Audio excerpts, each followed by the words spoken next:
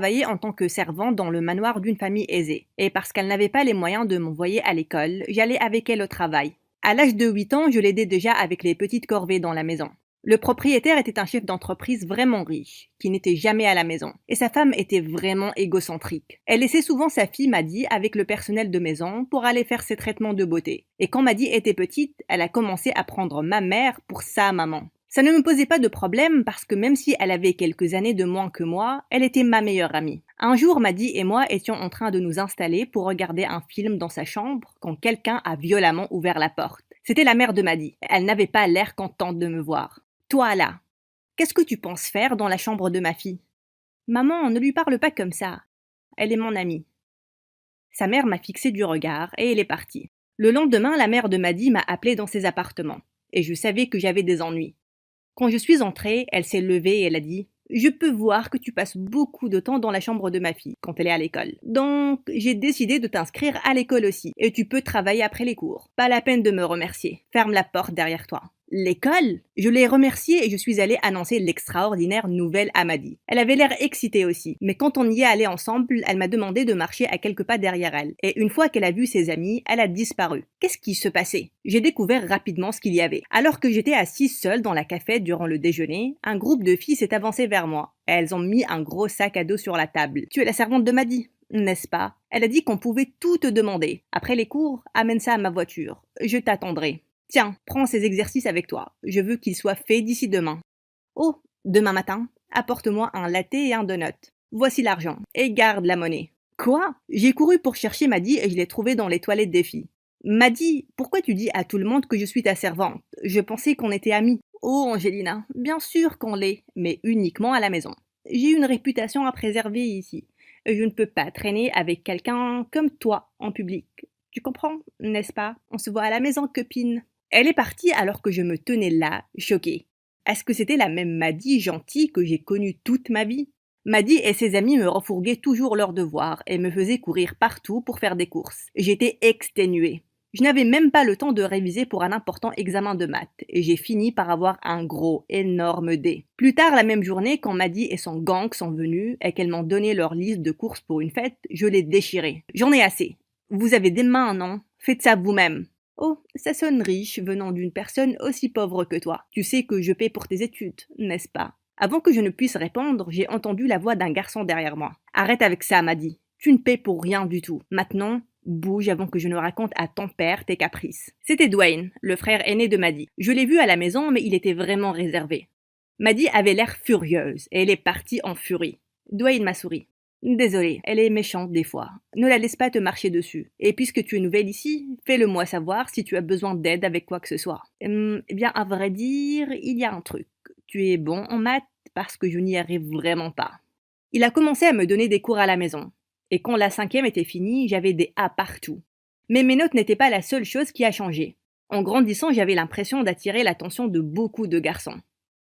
Un jour, j'ai rapidement fini mes corvées pour aller à un rencard au cinéma avec un garçon très mignon. Et alors que je partais, Maddy a crié: Oh, Angelina! Quand je suis allée dans sa chambre, je voulais lui tirer les cheveux. Elle a jeté toutes les paires de chaussures qu'elle avait par terre et m'a donné une brosse à dents.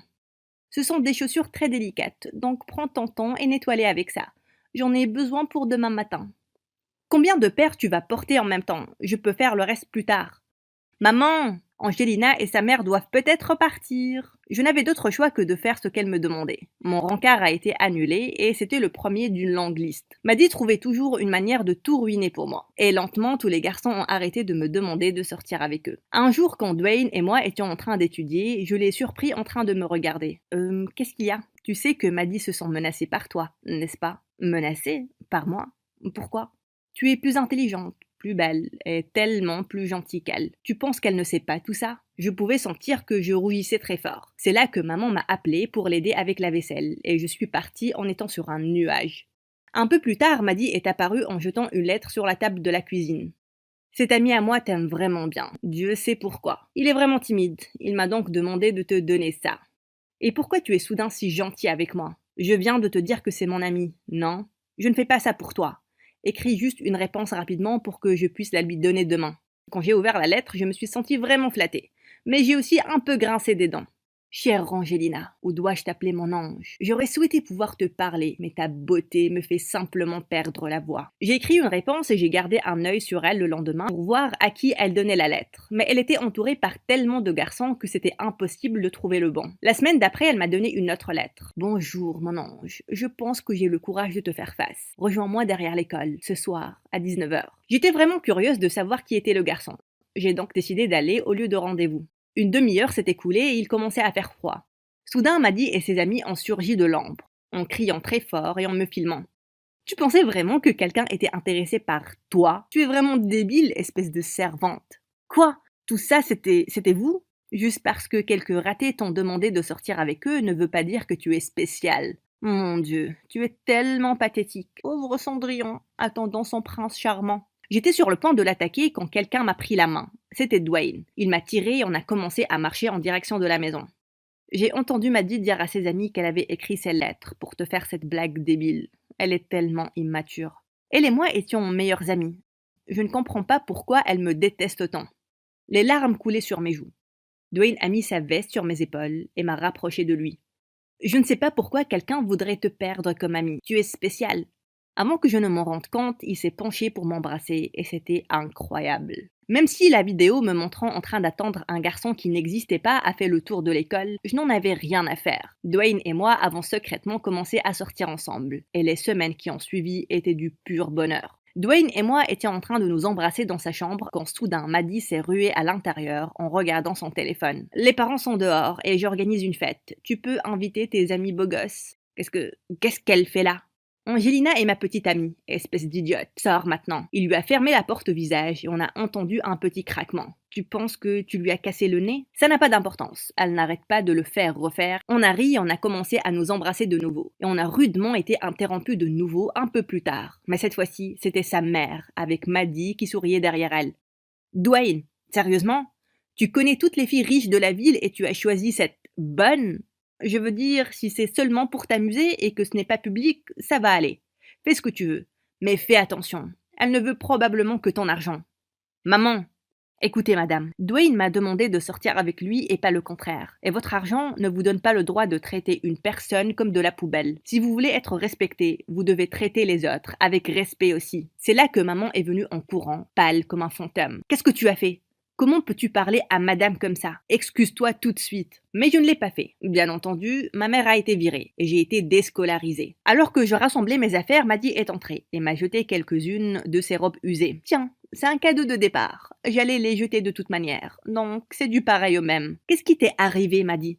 Pourquoi tu es devenue cette personne horrible et tu as oublié qu'on était meilleures amies? Oh, s'il te plaît, je m'ennuyais seulement à la maison. Et tu as été embauchée pour m'amuser. Et puis, tu as oublié où tu étais. On n'a jamais été meilleurs amis. On n'aurait jamais pu l'être. Bonne chance pour trouver de vrais amis alors. Parce que celles que tu as maintenant ne sont là que pour ton argent. Alors que moi, ça ne m'a jamais intéressé. Après ça, j'ai pris mes sacs et je suis partie. Dwayne n'a pas arrêté de m'envoyer des messages, mais je n'avais pas le cœur de lui répondre. C'était probablement mieux comme ça. On était dans deux mondes différents. Rapidement, maman a trouvé un emploi en tant que serveuse. J'ai donc réussi à trouver un poste de caissière dans une librairie. Et une nuit, Dwayne est entré.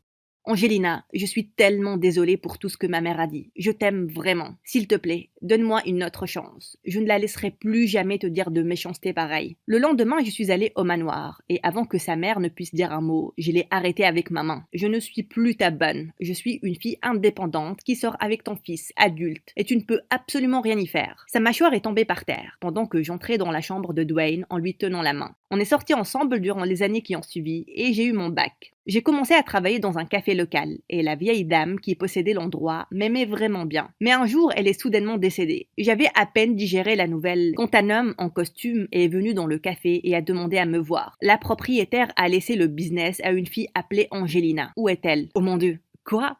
Elle m'a laissé le café entier? À moi? Après ça, la vie a changé pour toujours, pour moi et maman. On a commencé à travailler ensemble et on a vraiment changé l'endroit. C'est devenu l'un des cafés les plus populaires de la ville. Un jour, Maddy et sa mère sont entrées dans le café. Et quelques minutes après, j'ai entendu Maddy crier sur une serveuse. Tu es stupide? Et même si ce n'est pas sur le menu, demande à ton chef de me faire une salade de saumon. Je me suis dirigée vers leur table et leurs yeux sont presque sortis de leur orbite. Mesdames, s'il vous plaît, sortez immédiatement du café. On refuse de servir les clients mal élevés. Oh, et toi, une autre serveuse, tu as le droit de parler comme ça? Appelle ton boss et je vais te faire virer tout de suite. Je suis la boss et je vais te faire sortir tout de suite. Mon équipe les ont escortés dehors, l'humiliation sur leur visage était épique pour moi. Avec tout l'argent amassé, j'ai ouvert 3 nouveaux cafés durant les 2 années qui ont suivi. Et quand Dwayne avait fini l'université, il y avait 4 de plus. Un jour, alors que je partais du travail, j'ai remarqué un tas de paparazzi dehors. Soudain, ils se sont dispersés et Dwayne s'est avancé vers moi avec des fleurs et une bague. Angelina, pourrais-tu me faire l'honneur d'être mon épouse? Oui, oui, bien sûr. Tous les journalistes ont pris des photos et ont applaudi pendant qu'on s'embrassait. Ça fait quoi d'être fiancé au garçon le plus riche de la ville? Pas grand-chose. Je suis riche aussi, vous savez. Dwayne et moi, nous nous sommes envolés vers une plage privée, pour nous marier parmi nos amis. Et maman, bien sûr. Naturellement, sa famille n'est pas venue.